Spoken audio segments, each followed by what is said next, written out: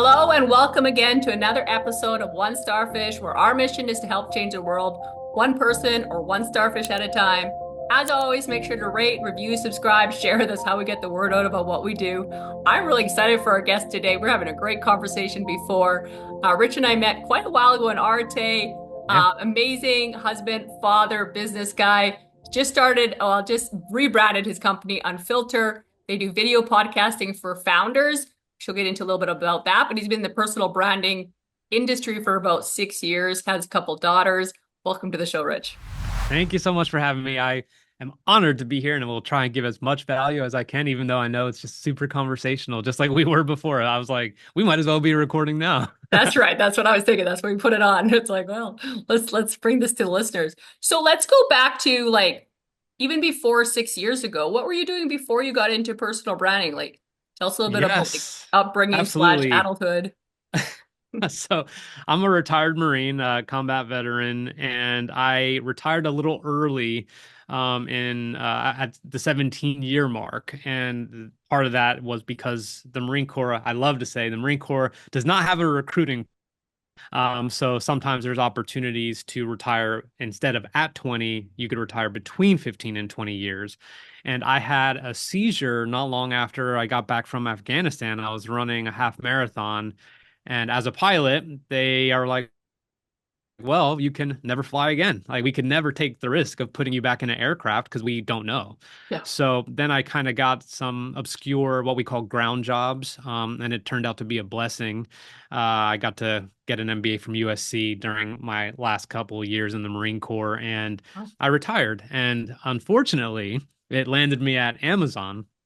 And I say unfortunately because they were tip of the spear. This was back in 2016 and I was all about it, but I worked in a warehouse, I don't know, maybe 16 hours a day. I was like obsessive about it, and I had a newborn, and I just realized kind of very early on this is not where I needed to be, not because of the work, but because I didn't have anyone to look up to the same way I did when I was in the Marine Corps. Of When you're course. surrounded by that kind of caliber talent, you just don't realize it. And I know you're surrounded by very, very talented people, and you want that because it elevates you. Mhm. So I spent 2 out of the 4 years I was supposed to be there, and my financial advisor is like, "You have to stay." I'm like, "I can't." I mean, I was not a good husband. I was not a good father. I was not a good anything. So I quit, and I got into personal branding from this guy I started following on social. His name's Gary Vaynerchuk, and then a lot of things changed after that. But that was my history, and Wow. I my wife always says God put you at Amazon to lead you to where you are now, and I now absolutely can look back and say she's absolutely right. Wow, that's yeah, and that's so true because yeah, I feel like it's got to be such a switch because the Marines is so focused. I mean, I've never been in the Marines, obviously. Yeah. For what I know, like I really look up to, that structure, that leadership, that growth, and then to I hit love the it. real world. I'm guessing that was like just there, it was quite a big struggle. Like, did you go through some major like, wow, like what is my Yeah. purpose? Like losing the brotherhood, like I've heard all this stuff. Yeah. I don't know, but I'm curious. No, I mean you're right on. That assumption is very accurate because I mean when I retired, I was 34, so I had spent exactly half of my life in the Marine Corps, Yeah, your whole adult and life. that's just kind of like all you know, right? Like I don't want to say all you know, but that has become your identity to an extent. The rigidity of it, the work ethic, the discipline, the character, the uniformity, the supporting the people to your left and right at all times, being in combat, losing friends, like a lot of friends. So, you come out and I think that was my problem at Amazon was I knew I was so unbelievably and easily replaceable. I mean, all of us were. It was just kind of like there's always going to be people who are looking to do operations or something in a company like that. And I'm not faulting anyone who's there now or anything, but for me, I was like, this is not, I don't feel like I'm having impact. So that's the big thing. Like, you're having impact when you're serving, right? It's an all Totally. volunteer military. You've done some crazy things that other people will never do. And I don't mean that egotistically. I just mean like No. factually. Yeah. And yeah, it was like empty. And you're just not around people all the time anymore. At least not the type of people that looked to do the same thing you were doing. Yeah. And ultimately, it puts you in a position. And Angela, this is the craziest part. I applied to so many jobs with an MBA as a retired Marine, and it was like nothing, nothing, nothing. And I just became desperate. And this is very, very normal in military transition, Mm. where all of a sudden, I was someone who was flying a $28 million aircraft just a few months ago, and now I can't even get a job. And I mean, I was getting offers for sales jobs, but it was like unbelievably ridiculous base salaries, and I don't mean ridiculous in a good way. And I was just like, I can't do this. So I just kind of took what was available, and that was Amazon. And then ultimately I left. But yeah, that's like camaraderie was no longer there. And I will admit very freely, because I know you, that I actually was like looking down on civilians, like, you don't You know know, shit, like I was just like, it was ridiculous. And I did not need to be that way, but it I was don't just, judge you for doing that because like I probably would too. I was just in a unique You guys have no circumstance. And structure. You have no good, you have yeah, no discipline. You guys are yeah, weak. yeah, Like you don't even, you're like, oh, today's tough. I'm like, you don't know what's tough. Have you seen your yeah. friends die? Like they have no clue. And So they don't. exactly, exactly. So, but it was a period of years of transition, but ultimately I found out where I needed to be, and it's fantastic. That's really cool. So you got into branding. What were some of the hurdles you had to kind of overcome in order to actually build something that was financially sustainable? Very great question. So in the beginning, especially as a creator, if I wanted to serve you and say, hey, I'd like to help you with your personal branding or with your podcast or anything like that, like obviously I need proof, and the proof has to come from me. So a lot of trial and error in video content creation. I really leaned into LinkedIn, and before LinkedIn had limits on like how many connections you could make, I was making 1,000 connections a month or something. It was great, and I was focusing, because it was real time, on content that was about military transition. And as time went on, I'm like, I should just really incorporate more about me and who I am, and who I'm learning from, and going to these events like where I could see Gary or some of these people, and to meet people like Gary, and have interviews with him.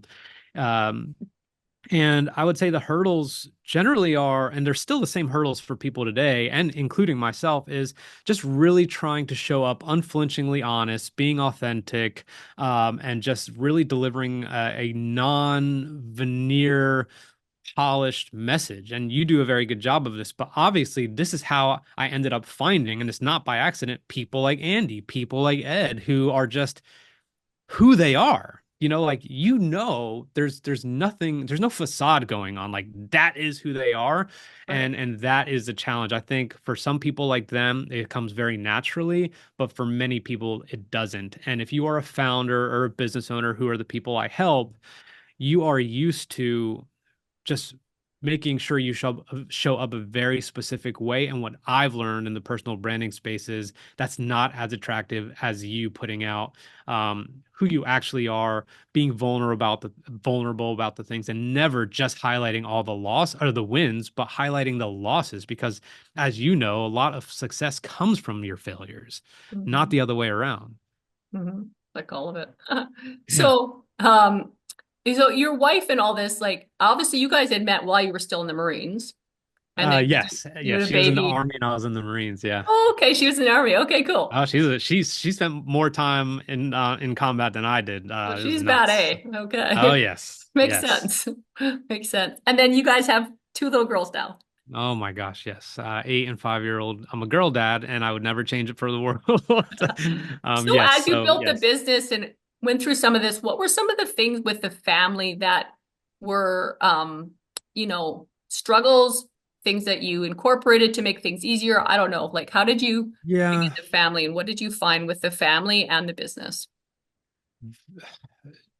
It's Now, have you it's always been so close to your daughters? Like, I could tell they're number one. Has it always been that way, or was there no, a shift? no. So like back to the Amazon days, like there was such a massive disconnect I had with my first daughter. And I mean, I was just working, working, working, and I wanted to do so well, even though I didn't like being there, that I was obsessive about it. I just wanted to shine. And at some point it became there's obviously very big diminishing returns. And I think when I quit, and this is something Gary has talked about many times, is like moving in with your parents or whatever. And I did exactly that. I moved in with my in-laws in their basement with my wife and my daughter and my dog. And I spent 6 months there before I ended Oh, up kind of wow. starting my own business. But I was an MBA graduate. I was a retired Marine. I was generally a very good person, and here I am. And that was humbling, but so necessary. I cannot tell you the relief I had when I left that situation. And at that point, Angela, is where I really started to lean into the relationship with my daughter, and we became extremely close. And by the time my second daughter came around a couple years later, I had just a different appreciation of what how a family is supposed to function, what my role is, and then recently, as we talked about before we started, like what spiritual leadership looks like, in a household like mine. So the challenge was at the beginning, but the challenge is also a progressive uncovering as you're a business owner. And that is people like you and people like me, we love to work. I love to work. Like it's my favorite thing to do. And I also love my family very much. So it's like really hard. I don't want to say balance because I believe that word is used out of context, Yeah, but the harmony, like that word. it has to be communicated. And I am so blessed because my wife is all in. Mm. Like she has never said, especially if we had a bad business year or something like that, she's never been like, maybe it's time to go back Even to, when you moved in with her parents. no, I mean, exactly. Like Wow. it was her idea. It Mm. was her idea for me to leave Amazon, as a matter of fact. And she's the one who I'd like to say kind of gave me permission. So Yeah, the because I mean, she challenge, has to because that's who you're supporting. So it's awesome. yeah, yeah. I mean, and I'm just so, so lucky. And so as far as the challenges go, it's just a challenge. I would say the challenges evolve. I always like to say new levels, new devils. But yeah, I mean, the challenge in the family part is, as you know, like when it comes to the stability of entrepreneurship, it can be very unpredictable. And even though there's peaks and valleys, it's like, can you lessen the height of what those are to where it's kind of manageable? And that I think is just always going to be the challenge in entrepreneurship because people like us, we always just want to ascend and ascend and ascend. Are you able to accept the parts where it's not going your way and your family is relying on you and you might not be able to go on the vacation you wanted to with them this year or anything like that. But either way, the challenges, I would say, they come and go, but they are what build you. Those repetitions, getting through those, and like Andy says, tombstone days. It's like, okay, this is one of those days. Not every day is going to be perfect. Like, let's move on, keep working. Yeah, that's so good.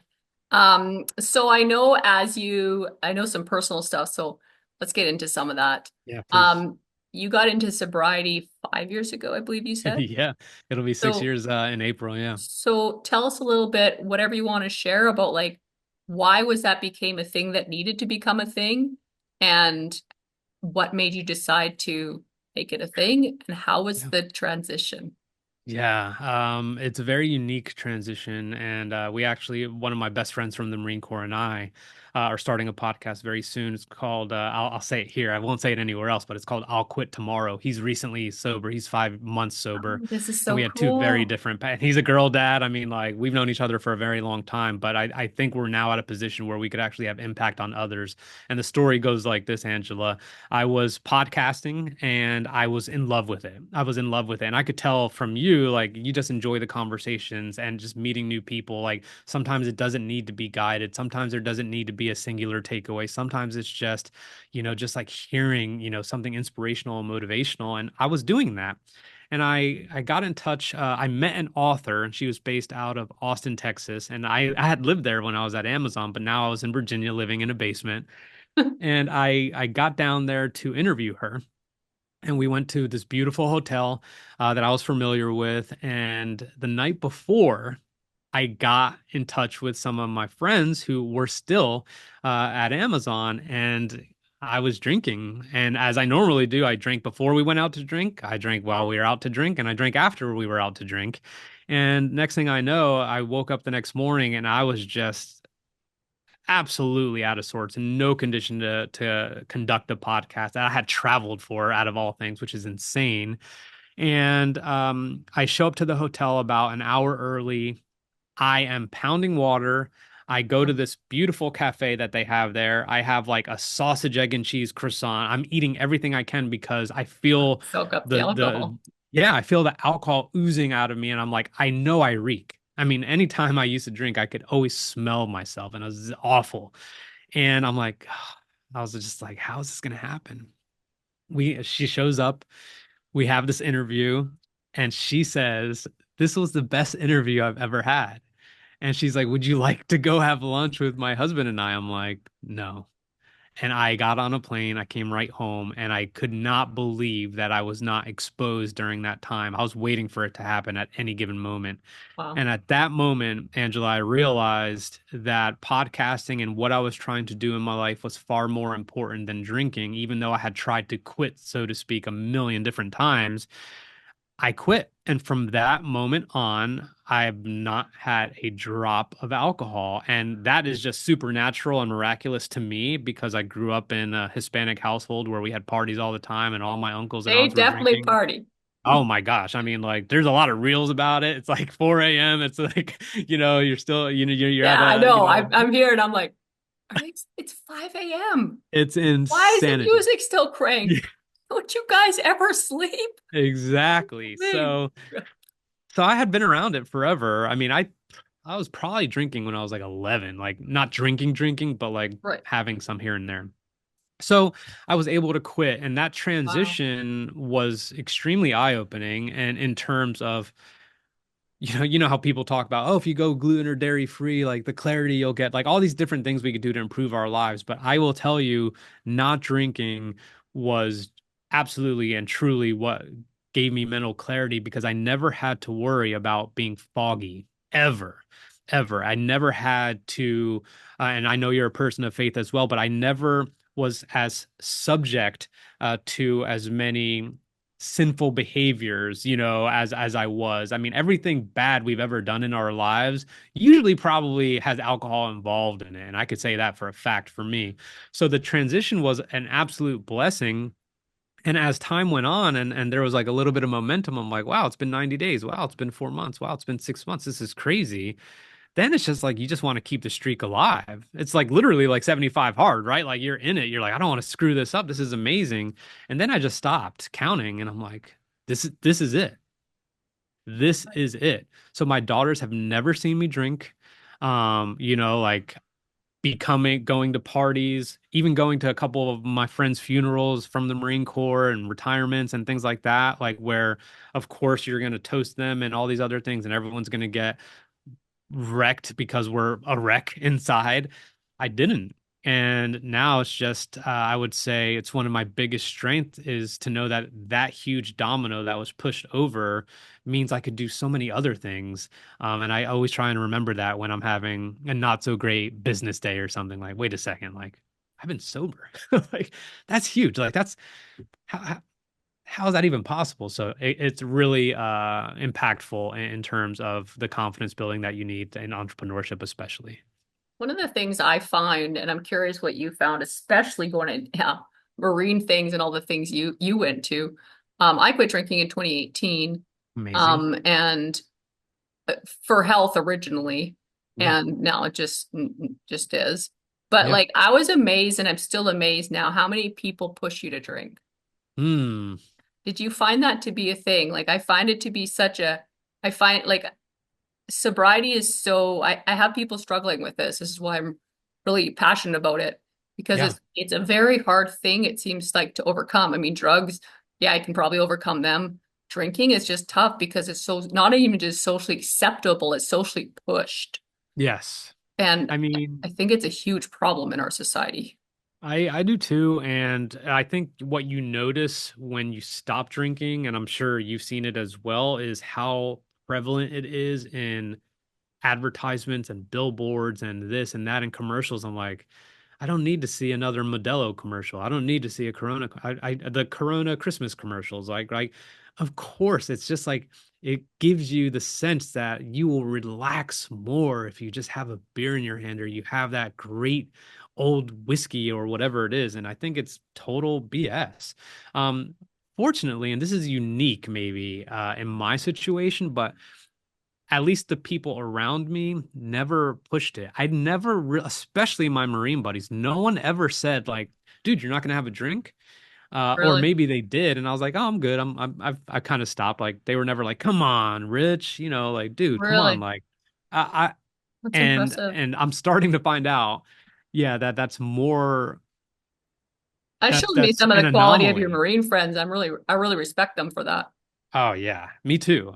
So I would say maybe it's an anomaly, but I'm very, very, very blessed that a lot of people haven't pushed me to it. But at the same time, I know I have in massive internal strength to just dismiss that because it's just not It something I wasn't. want in my life. Yeah, because that's what I would have out of people that'd be like, oh, Ange, like just have one. And can't you have one? I'm like, well, I'm sure I can have one, but then after one, I can't really walk. So then they're like, well, we'll get a wheelchair. I'm like, because that sounds fun. Yeah. Like, I'm like, can you get a diaper with that? Like, what are we doing Yeah. here? And anyway, Yeah. but people would literally be meaning that. And I was just like, why are people so like pushy about like just having a Yes. drink? Like, I just don't drink. Well, Yeah. do you have one? Like, is there a reason? It's like, and Yeah. I've seen this happen with my friends that are trying to quit. And it's really hard because they aren't as That's strong. tough. And so That's someone's like, tough. oh, just have one. You'll be okay. Well, Well, I'm trying to quit. Just have one. You'll be all right. Like you can't have one. no, So no. like, I used to love the show back in the day, and I know you might be familiar with it called The West Wing. And there's a guy in there who's an alcoholic, and someone says to him he had been sober for a while or something, and he's like, the problem is, he's like, I can't have two, I want 20. mhm, And I'm like, yeah, like I get that. So that's really challenging, and I hope that you could be like that kind of foundational strength for some of the friends who are trying to get away from it. But I will say, like I said, it's so prevalent, easily accessible, always in your face, and it's just that's not where a lot of people want to be. They just fall and succumb to social pressure.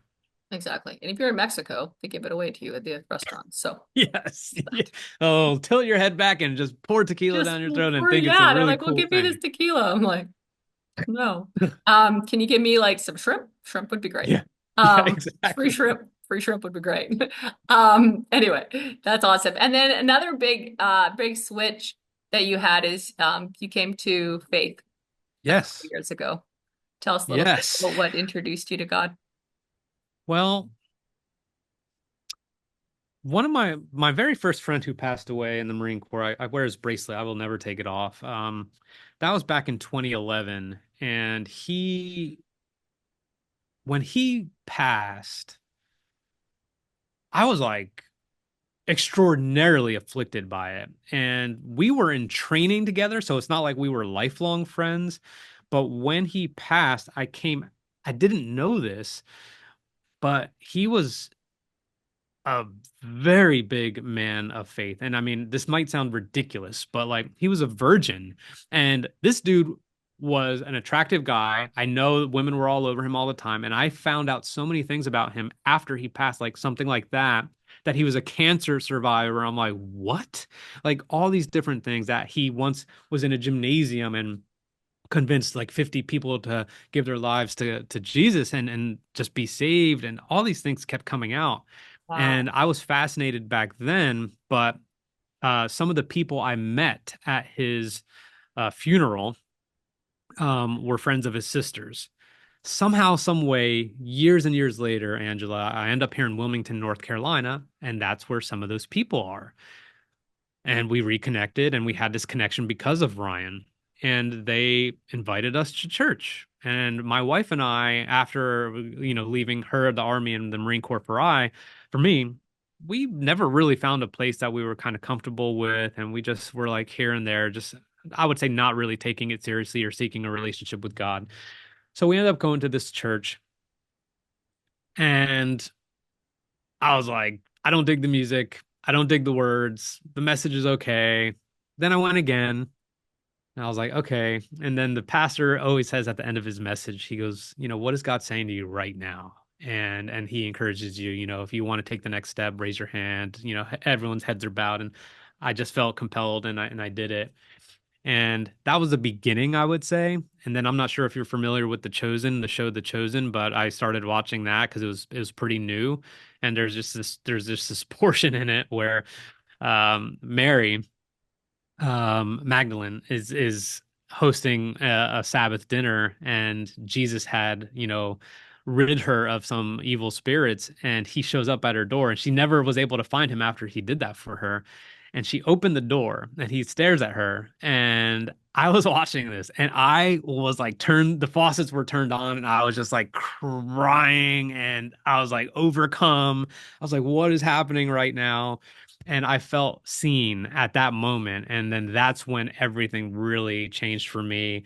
I started going to church. I no pun intended, but religiously reading the Bible, doing mission trips, being in small groups, like all these different things. And then my daughters would go, and my wife and I were building our relationship through that. And that has absolutely been the biggest catalyst in everything. And I'm just going to share this because I think it's really important for anyone who might be listening. Hopefully, you're still listening, but all the worst parts about me are little by little just, floating away, including like watching pornography, drugs, being temperamental, not having patience, like all these things that I wish there was a way, a solution for. They've always been there. It's just I never enlisted the help of God and being in His Word. And my pastor always says, when you get in the Word gets in you. And that has just been, I would say, above everything else I've ever done in my life, including the Marine Corps, including the birth of my daughters. That was probably the most important thing that I've ever done in my life. Wow, that's amazing. Congratulations. All right, Thank let's you. shift gears real quick. I would love to hear, I'm sure people would like to hear, let's go to the business side. What are Yeah. three branding tips that someone could implement?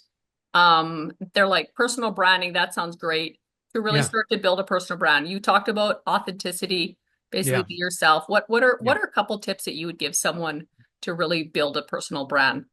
Absolutely. This is the first thing, what you're doing. I would say people, in my experience, if you sit down to make short form content, if you sit down to make a YouTube video and you script this, you are going to show up that way.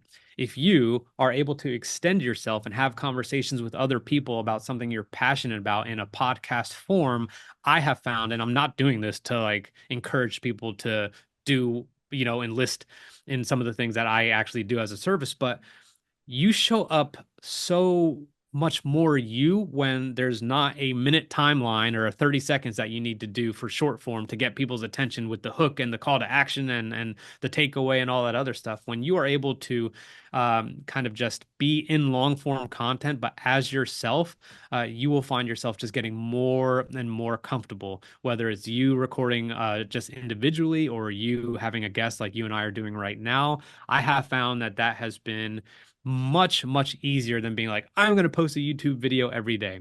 If you say instead, I'm going to meet someone new every week, or I'm going to interview my friends, or I'm going to interview experts in my industry every week, once a week, I'm going to record it, I'm going to put it on Zoom, or I'm going to do it over Zoom, and I'm just going to do it. The propensity to kind of perform becomes much less. And I think that is the biggest thing you could do when it comes to kind of personal branding. That and the benefit is you could cut up all this content. All of a sudden, you have short form content that you didn't actually like script. You just find a good clip and then you could put it on social. So I would say that is probably so overlooked when it comes to podcasting. It is a hugely, hugely beneficial way to just show up as you are. The second tip I would probably say when it comes to personal branding, I think writing and copywriting is massively overlooked, and I'm trying to get better when it comes to copywriting. But seeing how to organize your words on paper or on a keyboard for a LinkedIn post or a Facebook post, and just how you're conveying things, Is it too wordy? Is it too concise? Is it too casual?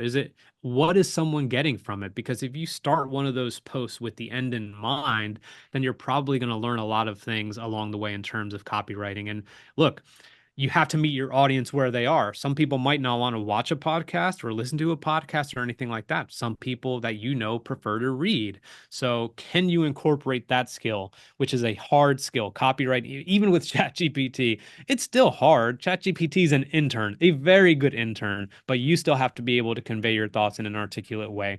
And I also believe we are able to put our own kind of passion into our words. And I think that's hugely helpful. The last thing I would say is storytelling. I've interviewed this woman a couple times. Her name is Kendra Hall. She would probably be a good guest for you as well. And she has a very good book called Stories That Stick, but in it, there's a formula, and it's very, very simple, Angela. It is when you're telling a story, it's the normal, the event or explosion, and the new normal. That's it. If you can look at how to tell a story in that regard, then I believe you are going to be able to take people along for a little bit more of a ride on whether on learning who you are, how you operate, what you do, how you're trying to have an impact in this world, whatever it may be. If you are able to learn how to tell in stories instead of just pushing information at people, I think you are going to grip them a little bit more. I think I've obviously told a few stories during this podcast, not using that formula. I probably should have thought about that, but it's very different when there's stories involved. If I had come on here and just spit out all these things about personal branding and video podcasting, it'd be pretty boring. So Mhm. I would say so in reverse order: storytelling, copywriting, and video podcasting slash conversations. Cool. That's awesome. Thank you. Awesome. Well, in wrapping up, I always have three final questions and then anything Yes. we didn't touch on that you think would be really impactful for our listeners. So, first and final question is if Yeah. someone's looking for their purpose, what's one sentence you would say that could help them find it?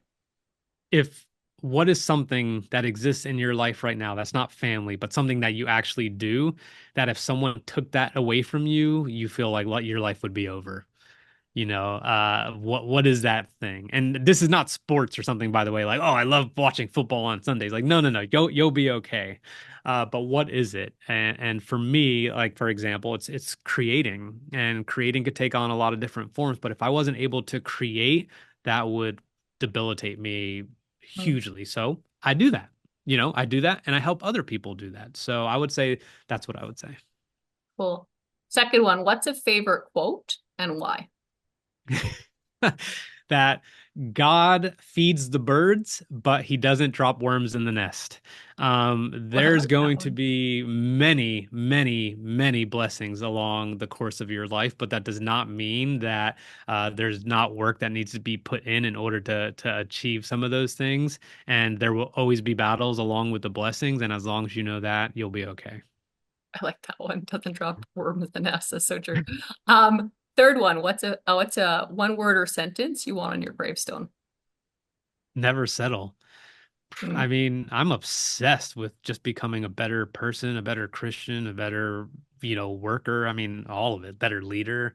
I mean, it's not a coincidence that we're talking right now. Like I know how resilient you are, and I love how you showcase a lot of the things that you're doing. I love that you're doing a podcast and how excited you were, like with some of the milestones you reached recently. But never settle. It's just like what else are we here to do? Like kick back? Like that's just not how people like us live. So never settle absolutely will probably be on there. I love that. So good. Okay, you run into a guy in a coffee shop, you listen to the podcast, he's inspired for sobriety, faith, I don't know, whatever he got out of this podcast with for a lot of cool stuff. What's something we didn't touch on that you think would be really impactful for our listeners? Great call. Um, I think you would agree with this is that you know, the whatever you want to achieve is just going to take much longer than you want.